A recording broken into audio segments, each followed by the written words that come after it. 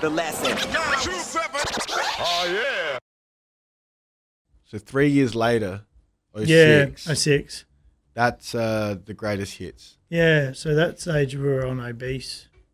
So Now tell us, I guess, first of all, how the whole Obese thing formulated, and then, into dropping that particular album. Well, basically, at that stage, obviously the hoods had popped off, you know what I mean, with the calling had already jumped off, if you know what I mean, from there.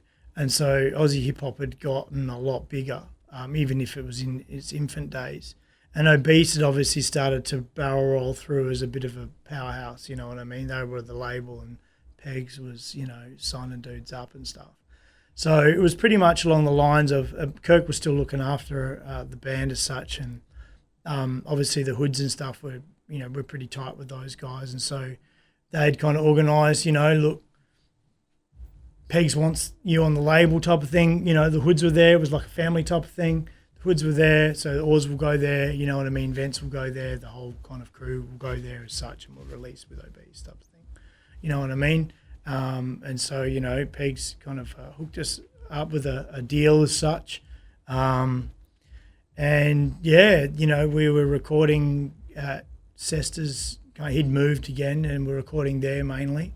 I was involved in a lot more of the process this time, you know what I mean, in recording. I'd hooked him up with some more gear and kind of up the process and the quality of the record and the recording, trying to get them getting a better sound and stuff. And, it's just continued on that merry way, basically. Now, that, for me, that's one of my favourite Aussie LPs to this day. The title track on it, The Greatest Hit, I just remember that. I was like, wow, this is dope. And I replayed it like a few times. It's just a fun record. What do you remember from that release? Because what I remember was there's like a launch at HQ. Yep. And... No, we launched at the German club. I was at the German club. Yep. Oh, that's right. We had a couple of strippers up on stage or something, or dancers, sorry. Yeah, okay. See, I actually think that I might have DJ'd that one. Yeah. But then there was another one at HQ. Yes. And that would have been after that. Yes, that was the one where we did the DVD filming. Now, yeah, that's right. Okay, now that I'm thinking about it, both those shows were classic. Yeah. And one of the things I remember was just like, so, Who's Your Stepdaddy dropped in 03, a couple years have gone past, Funkoars is generating buzz. And one thing I was thinking I'd trip on was like, some of these lyrics are so derogatory to women, yet your female fan base just keeps growing and growing. That's what I was mentioning before. It doesn't matter what they said on record. It didn't seem to matter. Nah, man. So fuck it, we'll keep going. And where it really hit me was at the HQ one, so the DVD launch, like that was a sellout. And when the title track, The Greatest Hit, came on, and the hook is like, ladies, is that a bun in the oven? All the girls are just singing it at the top of their lungs. They're running to the front. And I just remember seeing that, and it was so tripped out. I was like, wow, like, do y'all even hear what they're saying? No. I flip out to this day, man. You know what I mean? Now that the scene's gotten so different, I mean, shit, you listen to those lyrics back now, and even the dudes that wrote those lyrics are tripping over their own words. You know what I'm saying? You know what I mean? And it's like, I can't understand. There was a certain thing, obviously there was a big buzz and it was a certain sound and it was a certain vibe. And, it blew, but to a certain degree, it was fucking hilarious, really. And you're right. Man. It didn't make sense, man. Oh, it was incredible to see. Yeah, it's good fun. Remember. Oh, yeah, man. Like the Funkoars shows back in the days, like everybody, knew it was a party. That was the big thing. And that was the thing that was all about. They were about being a party. You know what I mean? It was much like Alcoholics records. You know what I mean? You look at Liquidation or something like that. You listen to that. That's just a good vibe record. You know what I mean? And they're just talking about piss the whole way through. You know what I mean? But besides the content, they were just party records. And that's what Greatest Hits was. It's funny that you mentioned the licks, because that's what we used to say. We're like, the oars are like, the Australian version of the licks. Yeah, like and back then, you know what I mean? And that was a perfect kind of, yeah, that's the way I felt as well. You know, to a certain degree, that was where they fitted in as such. You know, always made their own lane. You know, and that's also what made them, you know, viable or how can I say still a name to this day. It's because obviously they made their own lane.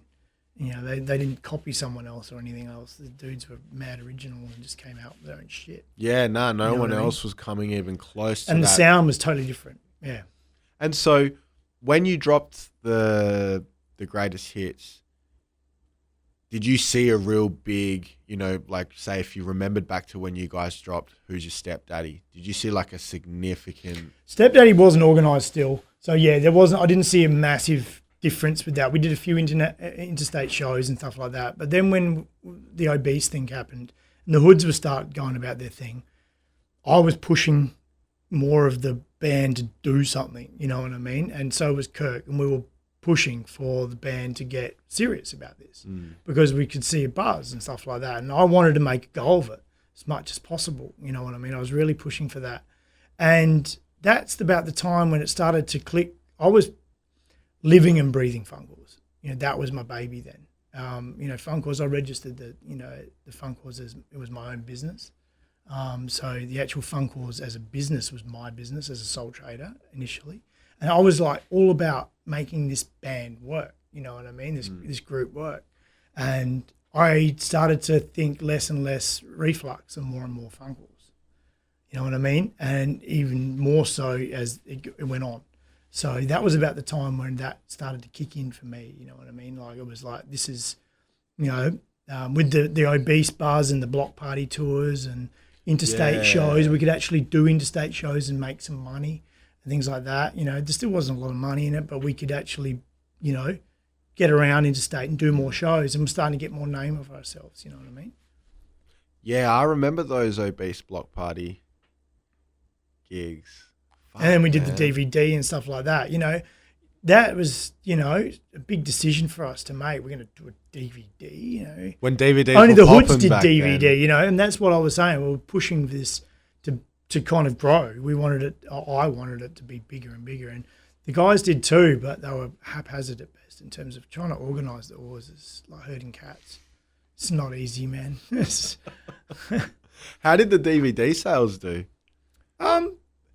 Pretty good, to be honest. Didn't see much of cash. Cheers, obese. Oh, shit. If you want to get into that. Tell us about the situation with that. Obviously, I'm guessing that the splits were not quite right. Oh no, look, the splits were all right, and it was all good to start with, and it was all happy families. And yeah, we got some money paid to us from, you know, obese were all good. They weren't exactly an organised bunch either. You know what I mean? And yeah, it's only after that, basically before Hangover kind of came along. That's when things before Hangover kind of came along, that it went all pear-shaped. So then what, how did things... Basically, Hoods had left. Hoods had done their bid with obese. And so they were moving on. And they were going to, you know, create, you know, something more. Or they were winding up as such. And obviously, we wanted to get away from obese. You know, things weren't working out so well. There was a couple of, you know, discrepancies and some accounting, some creative accounting as such, and some, you know, bashing of heads against the wall with us with that.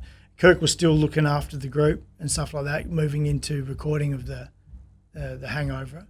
And, you know, Kirk was really good friends with Adam up at Shogun. He was buying heaps of records from Adam up in Shogun and helping him out. And Shogun was then also distributing a heap of cats. And we really wanted to put out the next record with him. He was offering us, obviously, you know, a great deal more money as well. But we also just wanted to get away from the bullshit that was obese and you know, what was going south down there, you know what I mean?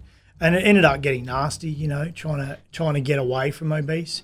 You know, them trying to pin us to a certain contracts and things like that, and us basically saying the contracts don't exist. And You know what I mean? And it got nasty a little bit there. And, you know, it wasn't just us that went through that process as well. You know, there are other acts that, you know, obviously have been through this drama with Obese.